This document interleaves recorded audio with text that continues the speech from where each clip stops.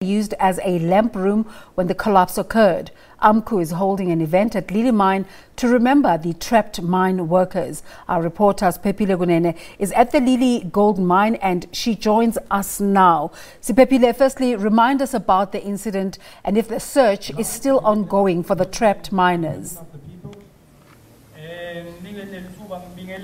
Okay, we are here today at an event that was organized by AMCU. It involves DMR. It involves the potential investor that is supposed to reopen the mine. It involves locals and those that were working in this mine. Now here, AMCU is commemorating the lives of the 3 people that are still trapped underground. They also pushing for the reopening of the mine to create employment. Right now here, we have people that were owning the mine before who are talking about what is happening moving forward. Last year, November, the mine was supposed to be reopened and apparently DMR was ready for it to reopen, but we didn't get any details as to why it stopped. That is what we are trying to get into today, as to why it was never opened. The investor is also here, that potential investor that was supposed to open last year. Basically here, we have the families that were affected, we have the miners that were working at the mine, we have AMCU, we have DMR, and we have everyone, every party that is involved in what is happening here. What halted the search in the first place, it was the fact that the mine was not stable, so no work could be done in the mine at the time.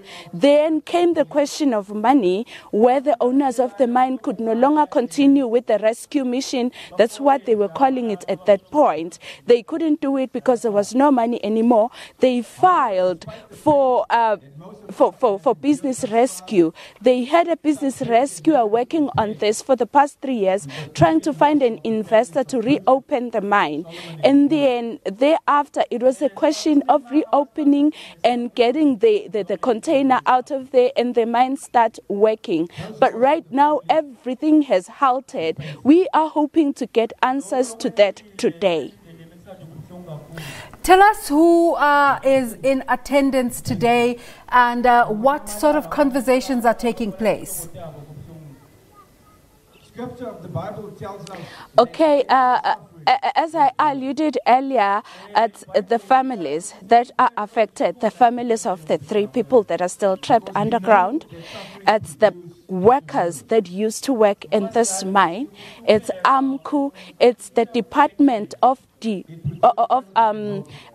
DMR, and as well as everyone that is interested in what's going on here, which means the potential investor, which has a possibility of reopening the mine. They are all here.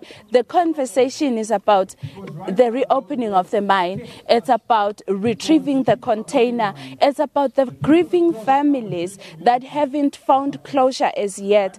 It's about the fathers that go home to their families and their kids ask them when mom is coming back.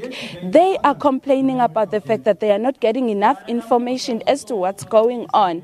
They are complaining that they are not getting all the money that was promised to them. The conversation is around that. Majority of the people that stay here in this rural area want to be re-employed.